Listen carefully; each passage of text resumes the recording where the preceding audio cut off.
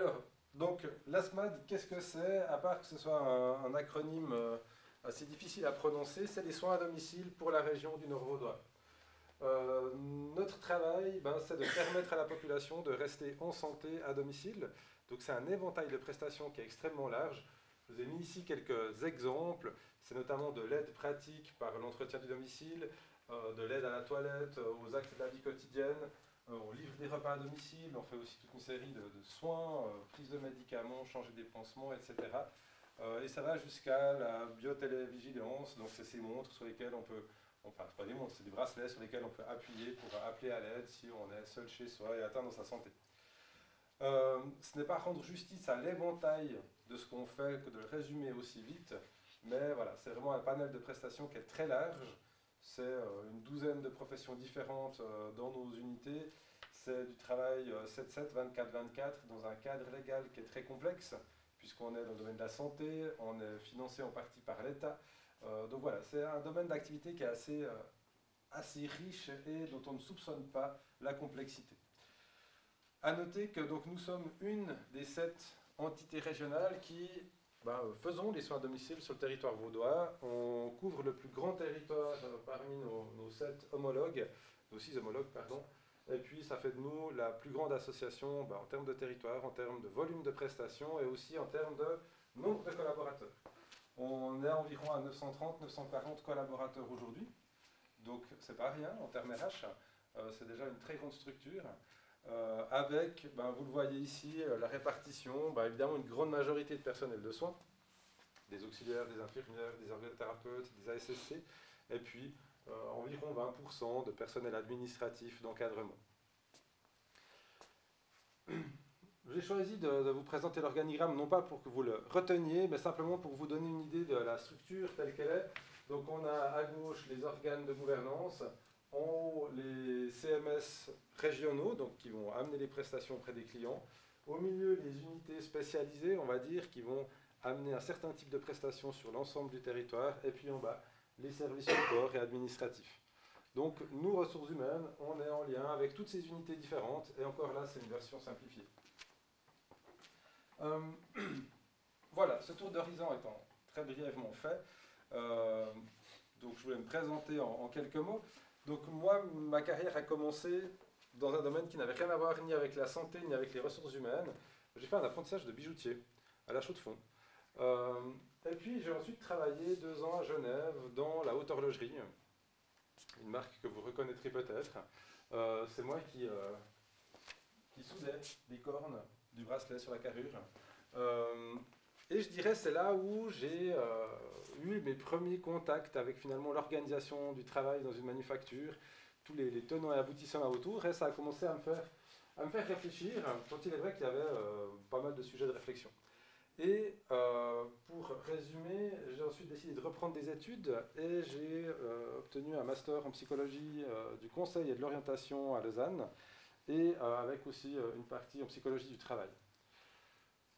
Ça me destinait à être orientateur professionnel, comme on dit en bon français. Sauf que je n'ai pas choisi cette voie-là. J'ai fait un bout d'assistanat à l'université et ensuite, et en parallèle, j'ai travaillé à Neuchâtel dans de la consultance RH, donc sur des prestations de coaching de cadre, formation de cadre, assessment pour des postes de direction, bilan de compétences, enfin, voilà, ce genre de choses. Et après 3 ans, je me suis dit, j'en ai un peu marre de dire comment faire, je vais aller faire. Donc j'ai été dans l'industrie horlogère, de nouveau, mais cette fois-ci sur de l'assemblage mouvement dans le Swatch Group. Et là, j'ai travaillé 3 ans comme généraliste RH finalement, pour un site de production de 400 personnes. Et là, j'ai été confronté, mais dans le bon sens du terme, à des démarches lean dans la production, flux tiré, etc., avec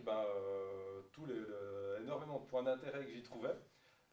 Et déjà là, on se disait avec mes collègues aux ressources humaines, mais il y a peut-être un truc à faire dans notre travail RH, dans nos processus de travail.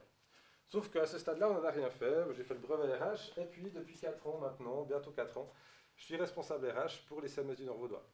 Et l'avantage, maintenant, c'est que c'est moi le chef, donc je peux décider de partir dans du lean. Alors ça, c'est pas fait sans mal, ni en un jour, mais petit à petit, on y allait. Mon problème, c'est que, à part avoir eu un peu humer le lean dans les ateliers, en même temps que l'odeur d'huile, j'avais pas tellement d'éléments. Alors j'étais me documenter, j'ai quand même parcours universitaire, mais dans tous les ouvrages que je trouvais, on commençait par dire cet ouvrage parle de l'application des outils Lean dans le domaine des ressources humaines, dans le domaine des bureaux, mais par contre on ne va pas expliquer les outils de base du Lean. Donc du coup j'étais bien embêté parce que moi les outils de base je ne les avais pas. D'où le fait que petit à petit en cherchant, je suis tombé sur la formation à l'ARIAC pour aller chercher ces éléments-là. Il y a aussi une autre chose qui m'a interpellé dans ces ouvrages, évidemment, on aborde les gaspillages, la surqualité, la surproduction, tout ce qu'on fait dans les processus administratifs qui ne sert à rien, ce rapport que personne ne lit, ce genre de choses, ces données qu'on relève, ou ce formulaire qu'on remplit qui finit dans un tiroir. Et je me disais, mais c'est un petit peu étonnant. Dans ma carrière, j'ai jamais rencontré quelque chose qui ne sert véritablement à rien. Les gens, en général, il y a quand même un petit bout de sens, un petit bout d'utilité. À tel point que j'en venais à penser à ça comme étant une espèce d'animal mythique de l'organisation, une sorte de yeti, dont tout le monde parle, mais que personne n'a jamais vraiment vu. Eh bien, j'ai envie de partager avec vous ma première rencontre avec ce brave yeti dans un couloir, vers la photocopieuse, où j'avais une photocopie à faire, ça arrive même au responsable RH, et il y avait une de mes collaboratrices de mon équipe qui scannait des documents. Bon, jusque-là, rien d'exceptionnel, me direz-vous. Et puis, voilà, de fait, je remarque que ce qu'elle est en train de scanner, c'est les lettres types qu'on envoie comme réponse aux candidats lorsqu'on ne retient pas leur dossier de candidature. Je m'étonne un petit peu parce que cette lettre type, on la connaît, puis en plus, à part, on a 4 modèles peut-être, puis c'est toujours la même. Donc je m'étonnais de l'intérêt de documenter quelque chose que nous-mêmes on produisait. Et donc je lui pose la question, elle m'explique que oui, bien sûr, mais elle scanne aussi la lettre de motivation du candidat. Et puis qu'ensuite, ça, on le met dans le serveur de fichiers, et puis comme ça, au cas où, on peut aller retrouver. Alors ça donnait un peu plus de sens, mais je pense qu'elle a vu à ma tête que je n'étais pas 300% convaincu de la plus-value de cette action. Et elle ajoute, oui, mais en fait, des fois on scanne aussi des emails. Là, je vous avoue que dans un premier temps, je n'ai pas compris comment elle mettait l'écran sur le scanner, jusqu'à ce qu'elle a vu à ma tête interrogative que je ne comprenais pas très bien la technique utilisée.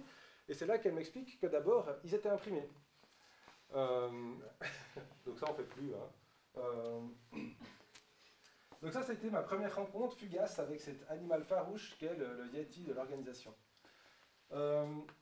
J'ai dans ce sens une petite question pour vous. D'après vous, à quoi sert ce tableau? Donc,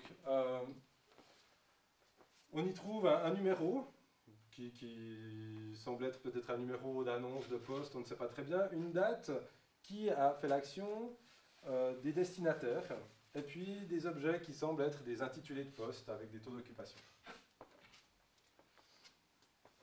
Est-ce que quelqu'un aurait l'audace de se lancer à émettre une hypothèse quant à l'utilité, l'objectif servi par cette liste? C'est les postes vacants. Les postes vacants, oui, c'est une hypothèse, ouais. D'autres idées?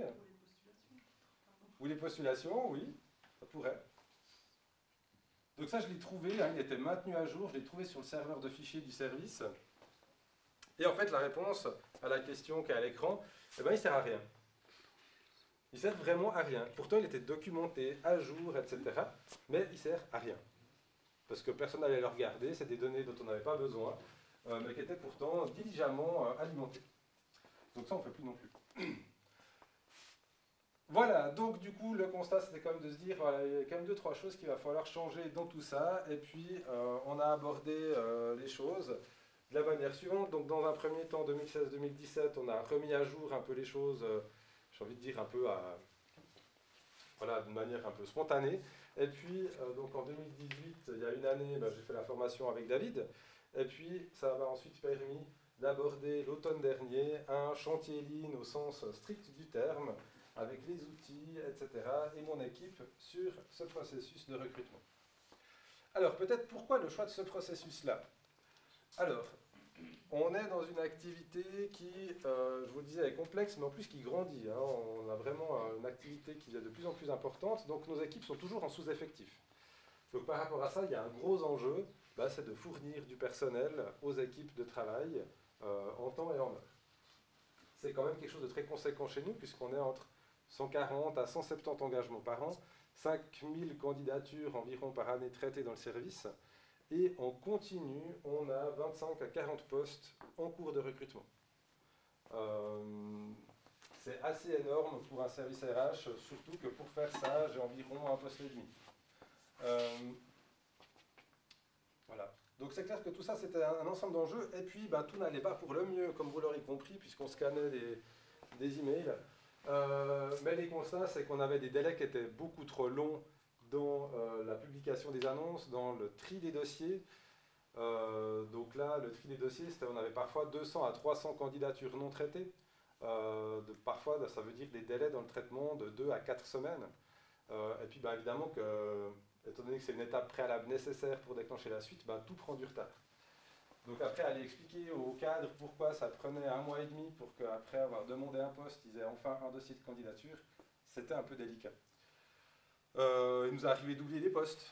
Les prises de référence, les documents pour prendre les références, donc c'est nous qui les prenions auprès des anciens employeurs, des candidats. Les documents étaient dans une chemise en plastique rouge, parce que évidemment c'est important de le faire. Donc rouge, comme ça on la voit. Sauf que, aussi rouge qu'elle soit, du moment qu'elle passe sous la pile, on la voit plus. Et c'est régulièrement ce que mon équipe me dit, ah oui, mais zut, tu comprends. Et dans tout ça, évidemment, on travaillait dans l'urgence, donc les choses étaient faites de manière très sommaire, et l'équipe était insatisfaite, puisqu'elle a l'impression de juste faire le minimum et de ne pas amener de plus-value dans le processus. Alors, voilà ce qu'on a mené. Donc, dans les grandes lignes, c'était une analyse donc, des besoins des clients, un SIPOC, donc le Supplier Input Process Output Client, et puis un diagramme de flux de ce qu'on faisait à l'automne dernier, et puis un diagramme de flux de ce qu'on avait envie de faire, et de ce qu'on fait maintenant, en l'occurrence. Donc par rapport aux besoins des clients, on a été, dans ce processus, on a 2 clients, au fond, on a les cadres dans les unités qui recrutent, et puis on a les candidats, évidemment. Donc pour les cadres, on a été leur poser la question de savoir qu'est-ce qui pour eux était important, qu'est-ce qu'il fallait qu'on garde, qu'est-ce qu'il fallait qu'on développe. On avait évidemment aussi nos idées là-dessus, c'est clair. Et puis pour les candidats, alors c'est vrai que là on n'a pas été les sollicités en tant que tels, on est parti de nos propres expériences en tant que candidats, de ce dont on sait des bonnes pratiques, et puis de certaines situations où on n'avait pas été excellent, pour dire le moins. Donc tout ça, ça nous a donné une bonne base pour ensuite avoir je dirais, les bons éléments en tête au moment de revoir la manière de faire. Ça, c'est le SIPOC. Donc c'est vrai que le but, c'est pas que vous entriez dans le détail, mais c'était juste pour vous le montrer. Alors c'est vrai qu'à accoucher de ce SIPOC, je ne vous cache pas que ça a été assez douloureux et long. Autant dans l'analyse des besoins clients, on était toute l'équipe assez contente, de dire « Ah, mais c'est intéressant, c'est chouette ». Puis là, on a commencé à se casser les dents sur où mettre les post-it, etc. Et ça nous a vraiment obligés à réfléchir, à poser les choses. Et ça montrait bien en même temps l'imbroglio dans lequel on risquait de se trouver dans ce processus. Mais on a réussi à le poser, ce qui nous a permis ensuite d'aller vers le diagramme de flux. Donc là, vous avez en haut la version de ce qu'on faisait avant, avec en jaune évidemment les actions, les gaspillages, les idées, les outils, les supports. Donc quelque chose d'assez compliqué. On avait ce bout-là qui était assez vite posé, puisque avait déjà été l'objet des précédentes refontes. Par contre, de ce côté-là, je ne vous cache pas qu'on a souffert à un moment aussi. Et c'est vrai qu'on était un peu dans ce moment, on a l'impression de toucher le fond, qu'on ne va jamais s'en sortir. Et puis, après, on a commencé avec les gaspillages, les idées, et ça, c'est ce à quoi on est arrivé en termes de nouveaux processus. Alors, comme on est reparti sur le même support papier, parce qu'on avait utilisé une colle qui n'était pas terrible, on ne voit pas vraiment la différence, mais il y a quand même beaucoup moins d'action et c'est beaucoup moins compliqué. Pour commenter un peu ça c'est la version mise au propre informatique. Pour vous expliquer un petit peu ce qui a changé. Donc il y a des étapes qu'on a déjà tout simplement supprimées parce qu'elles n'amenaient rien. Ou qu'on a fait autrement. Par exemple, au démarrage, on demandait au cadre de remplir un formulaire de demande d'ouverture de poste. Or, c'était pas toujours bien fait. Des fois, on en recevait 3 pour un poste parce qu'ils nous l'envoyaient par email, par courrier interne, et puis encore peut-être en copie en mail à quelqu'un d'autre. Donc, on savait plus trop où on en était. Donc ça, on a dit, finalement, notre objectif, c'est pas que le responsable remplisse un formulaire. C'est pas ça dont on a besoin. Ce dont on a besoin, c'est des informations, savoir qui veut recruter, quand, où, à quel taux d'occupation, etc. Donc on a dit, peu importe que le cadre nous téléphone, nous fasse un email, qu'on le voit en réunion, le formulaire, pour quand même documenter la chose, c'est nous, RH, qui allons le faire, mais on ne demande plus au cadre de le faire. On avait aussi un gros nœud ici qui nous prenait énormément de temps, c'était la constitution des dossiers de candidature qu'on transmettait aux responsables. Parce qu'on n'a pas de système d'information intégré qui nous permette de gérer ça facilement. Donc on avait souvent un bout du dossier qui nous était remis par JobUp. On avait un autre bout qui nous arrivait ensuite peut-être par email, voire par courrier. Donc il fallait mettre tout ça ensemble et puis le transmettre dans un paquet gérable aux responsables de ligne. Et ça, c'était vite long, vite compliqué. Pour le cadre aussi, puisqu'il recevait un mail avec le dossier, peut-être 2 semaines plus tard, un mail avec les références pour la même candidature. Il fallait qu'il aille rechercher les choses dans ses mails. Donc là, c'était vite gênant. Et puis, on a finalement trouvé une solution toute bête, c'est qu'on a fait un serveur de fichiers où tous les cadres ont accès. On met les dossiers dedans. Et puis, donc, nous, on va y mettre les documents au fur et à mesure. Les responsables peuvent aller les consulter. Ils ont la même vision que nous. Les collègues du service RH, si la personne est engagée, peuvent aller chercher les documents là-dedans pour créer les contrats, etc. Donc là, on a gagné beaucoup de temps et de simplicité. D'autres choses, par exemple de ce côté-là, de ce qu'on a supprimé, on demandait au cadre de faire des formulaires pour annoncer le contrat, etc. Donc là, on peut renverser la vapeur. Nous, on prépare le formulaire et puis eux nous valident la démarche. Enfin voilà, c'est ce genre de choses. Ou même, on envoie un courrier pour confirmer l'engagement au candidat, lui dire que vous êtes bel et bien engagé en tant qu'infirmière au 1er août. Ça, c'était les cadres qui le faisaient. Il y avait peu d'intérêt que les cadres prennent du temps à faire ce courrier-là. Ils ont d'autres choses à faire, ils sont bien chargés. Donc on a dit, finalement, ça, on va le faire. Et ça aura aussi l'avantage que comme ça, nous, le service RH, on a informé de qui est engagé. Parce qu'on avait des situations ubuesques où une partie de mon équipe envoyait le contrat au candidat qui était engagé, alors que l'autre partie croyait que le poste était toujours à pourvoir.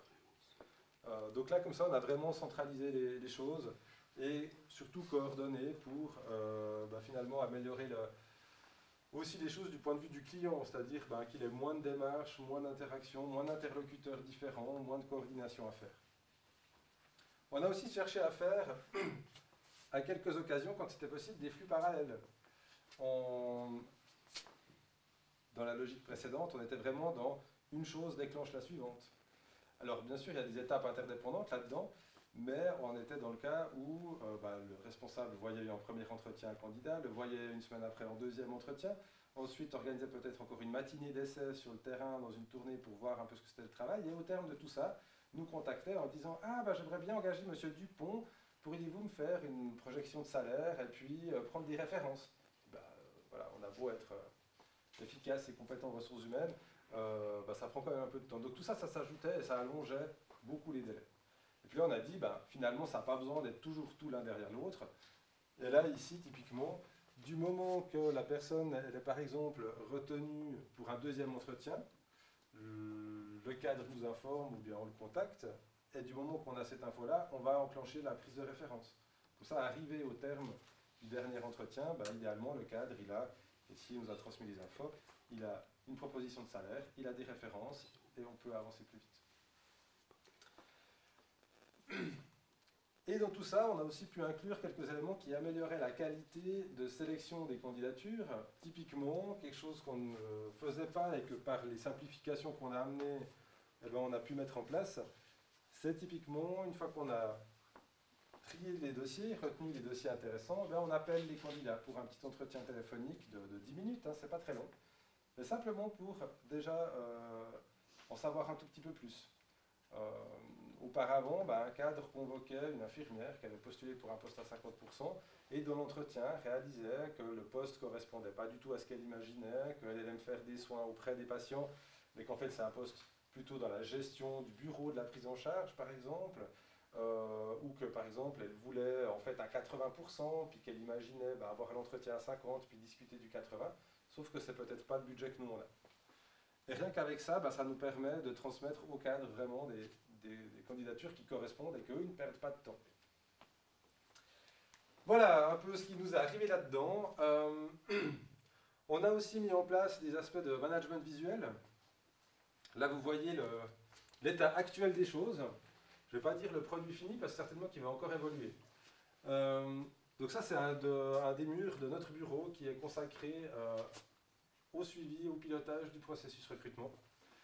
Donc ça marche comme ça. Ici, on ne le voit pas très bien, mais il y a une sorte de petite pelle en plastique dans laquelle on peut mettre justement les nouvelles demandes de poste qui sont à traiter. Ainsi, elles sont visibles pour l'ensemble de l'équipe. Ici, il y a tous les postes en cours d'engagement. De ce côté-là, alors ça ne se voit pas trop, c'est tout noir, mais c'est en fait une sorte de porte-document dans lequel justement on va mettre les prises de référence à faire. De cette manière-là, ils sont quittes de couler sous les piles des bureaux. Et puis ici, on a le relevé des indicateurs qu'on fait une fois par mois sur le processus. Chaque ligne est un poste à repourvoir. Donc il y a le type de fonction, auxiliaire polyvalente, l'unité concernée, Yverdon, quel cadre, quelle personne aux ressources humaines. On a alors des petits codes d'identification pour tracer le poste, ça c'est pas très important, mais on les met ici. Ces indicateurs nous donnent un aspect de délai. À partir de 3 mois depuis l'ouverture du poste, on en met un jaune, et ensuite à 6 mois on en met un rouge pour se dire qu'est-ce qu'on peut faire pour faire avancer le schmilblick de ce côté-là. Ici, on identifie est-ce qu'on a une annonce qui est active sur Internet ou pas vis-à-vis de ce poste, et puis où on en est. Est-ce qu'on en est au début, l'analyse des dossiers, dans les premiers entretiens, ou au contraire, enfin dans les deuxièmes entretiens, voilà, les démarches finales. Là, vous voyez la volumétrie des dossiers transmis aux responsables. L'idée étant de se dire, celui-ci, par exemple, j'ai plus trop besoin de m'en occuper. Par contre, si je reçois des candidatures pour ce poste d'assistante sociale, comme il n'y en a qu'un seul qui est en cours, il faut peut-être le traiter en priorité. Parce qu'avec 25 à 40 postes en cours de recrutement continu, un des énormes enjeux pour l'équipe, c'est vraiment de savoir quoi prioriser. On est vraiment dans cette espèce d'équilibrage de où on fait avancer les choses. Et puis là également, un espace pour des commentaires. Et puis, on fait vivre tout ça, évidemment, au quotidien. Mais une fois par semaine, l'équipe, on se réunit une demi-heure là autour pour une petite réunion où on fait le point. On passe en revue tout ce qui se passe, on échange autour des candidats, les postes en cours, les nouveaux postes, les choses qui sont conclues. Et c'est l'occasion, comme ça, de faire circuler l'information et que tout le monde puisse intervenir à bon escient dans le processus. Ce n'était pas le cas auparavant. Il y avait une info qui arrivait d'un côté, l'autre personne ne le savait pas forcément. Mon équipe est pas mal à temps partiel, on a des apprentis, des stagiaires aussi qui interviennent, donc c'est important que l'information circule bien. On a aussi mis en place des indicateurs, alors sans entrer dans trop de détails, on en a certains qui portent sur des délais. Ici, on suit le délai entre le moment où un responsable annonce un besoin, le moment où la direction valide formellement l'ouverture du poste et la publication de l'annonce, pour éviter de se retrouver dans les configurations où ça prend 3 semaines ou 4 semaines pour qu'une annonce sorte. Alors on voit que ça fluctue, mais globalement on est entre 3 et 5 jours calendaires, donc week-end compris, dans le cumul de ces deux étapes, ce qui est bien dans l'état des choses. Je pense que ce serait difficile de faire plus bas. Mais voilà, on voit que c'est parfois sensible. Avec les vacances de fin d'année, tout d'un coup, ça traîne un peu. Oups, on a oublié tel poste. Voilà. Mais en attendant, ça permet d'avoir une vue d'ensemble, de tout d'un coup se dire, mais pourquoi là on a un chiffre qui part en vrille. Et c'est assez intéressant de voir tout ça. On suit aussi, je me tourne vers David, qui nous parle de satisfaction des personnes qui font le job dans les aspects du Lean. Là, on relève la satisfaction de la collaboratrice RH qui a accompagné le recrutement. Est-ce que ça a bien été, pas bien été? C'est binaire. L'idée étant de se dire, si on voit qu'il y a des choses tout d'un coup qui vont moins bien, qu'on s'y intéresse. Alors on les renseigne une fois le recrutement terminé, donc du coup c'est pour ça que sur les mois, ça grimpe gentiment. Et puis tout simplement le volume, combien de personnes on confirme dans des recrutements. Voilà, donc là par mois sur l'année écoulée. Donc voilà, rien de bien méchant, mais ça nous permet de suivre tout ça. On suit aussi le délai entre le moment où on reçoit une candidature et le moment où elle est transmise au cadre.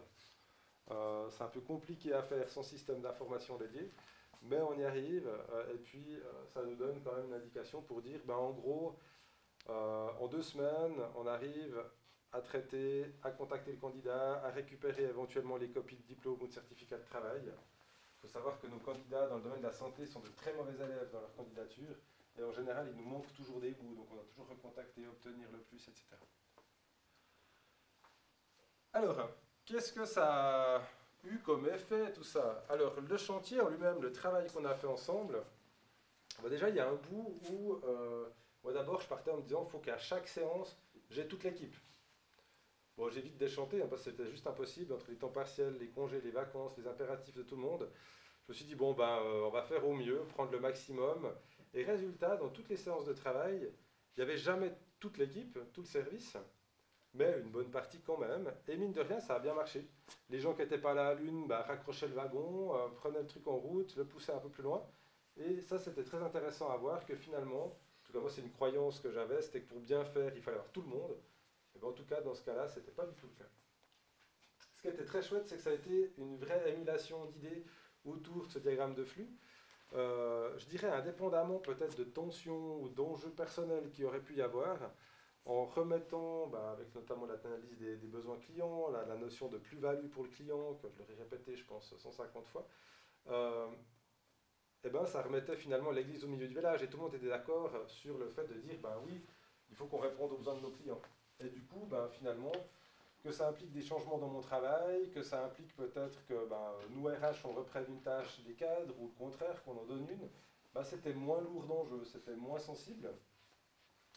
Et finalement, j'ai pas eu à faire du management du changement. J'entends une fois qu'on avait posé le diagramme de flux futur, les gens étaient convaincus, il n'y avait plus qu'à faire. Et puis, une fois vaincu l'inertie du quotidien pour mettre en place, en 1 ou 2 mois, c'était en place. Après 1 mois de rodage, maintenant ça roule, quoi. C'était aussi intéressant parce qu'évidemment, dans mon équipe, j'ai environ 8 personnes, il y a évidemment des personnes qui sont davantage dédiées au recrutement que d'autres.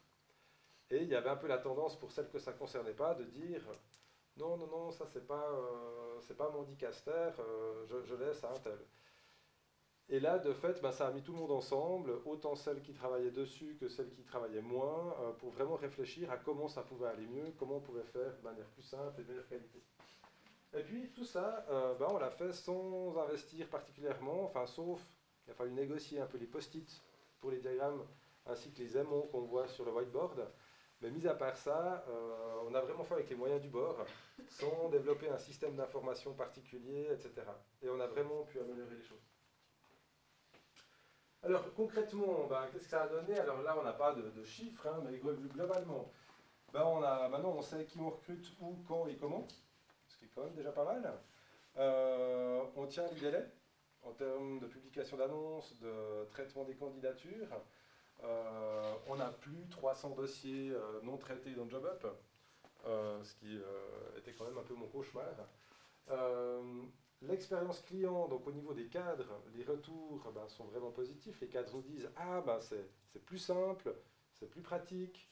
Là, on se sent soutenu et aidé. C'est une vraie plus-value. Je pense aussi pour les candidats, alors on ne leur a pas demandé, mais quelque part, en tant que candidat, il est plus agréable de recevoir un coup de téléphone où on explore un petit peu votre candidature. Alors on ne le fait pas avec toutes les candidatures, mais toutes les candidatures intéressantes, on les appelle. Et c'est un peu plus sympa d'avoir quelqu'un au bout du fil avec qui vous pouvez discuter 10 minutes du poste, qui vous demande de vive voix, il nous faudra encore la copie de vos diplômes, etc. Que de recevoir simplement un mail automatisé et type d'un système qui vous dit nous avons bien reçu votre candidature, on vous recontacte. Mon équipe est aussi beaucoup plus satisfaite de son travail. Elles me disent, ben, c'est chouette, on a des tâches qui sont plus riches. Avant, on avait un peu l'impression d'abattre du dossier à journée pleine. Et là, on a des tâches qui sont plus riches, on est davantage en lien avec les cadres, on suit beaucoup mieux les candidatures. Et puis, un effet assez rigolo du management visuel que je vous montrais tout à l'heure, que je n'anticipais pas du tout, c'est en fait la visibilisation du volume d'activité autour de ce recrutement. C'est bête à dire, hein, mais moi-même responsable RH, ce n'est que quand on avait le whiteboard sous les yeux, parce qu'en fait d'abord on en avait un, vous avez vu, on a dû en mettre un deuxième à côté, après on avait fait quelques lignes, après on a dû en rajouter, et ainsi de suite. Qu'en fait une fois j'ai compté combien il y en avait en cours, et que je suis arrivé à 37. Et là j'ai commencé un peu à prendre peur, et j'ai été vite dire à mon directeur, chef, on est à 37 en cours de recrutement, c'est énorme.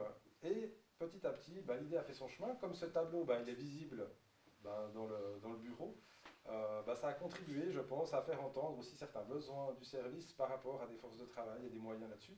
Alors, on a obtenu des petits bouts, mais c'est déjà ça, et ça nous permet d'avancer aujourd'hui. Mais ça, c'est vrai que c'est un aspect auquel je n'avais pas du tout pensé. Les autres, je me disais, ah ouais, je pense que ça va donner ça. Mais celui-ci, c'était vraiment un avantage certain, mais non anticipé. Voilà, peut-être pour conclure, la suite, ça c'est un peu le travail qu'on a fait l'automne dernier, maintenant qui vit. La suite pour l'association, c'est quoi? Fort de cette expérience, on va dire, on a décidé de former toutes les collaboratrices et collaborateurs de nos services administratifs centraux, donc en tout environ 33 personnes, qui ont suivi fin 2018, début 2019, la formation de 3 jours ici à l'ARIAC. Et puis maintenant, il n'y a plus qu'à prendre la route semée d'embûches et de contours pour faire avancer, faire vivre ces projets Lean, tant il est vrai que notre association vit aussi d'autres projets, d'autres changements en parallèle. C'est toujours une gageure de trouver du temps. Mais c'est vrai que mine de rien, cet aspect du temps, moi j'ai constaté qu'il n'était pas non plus aussi énorme que ça. Je pense que pour faire le canot, le CIPOC et les diagrammes de flux que je vous ai montrés, ça nous a pris, je pense, 12 à 15 heures environ de séance de travail. Alors, ce qui, mine de rien, est moins que ce que je craignais à la base, je dois l'avouer, et qui reste raisonnable. Il n'empêche qu'aujourd'hui, la question qui se pose pour nous, c'est sur quoi on va bosser, comment, etc. Et puis là, c'est vrai que le quotidien, il est toujours dedans. Voilà, je vous remercie beaucoup de votre attention, et puis je crois que la place est aux questions.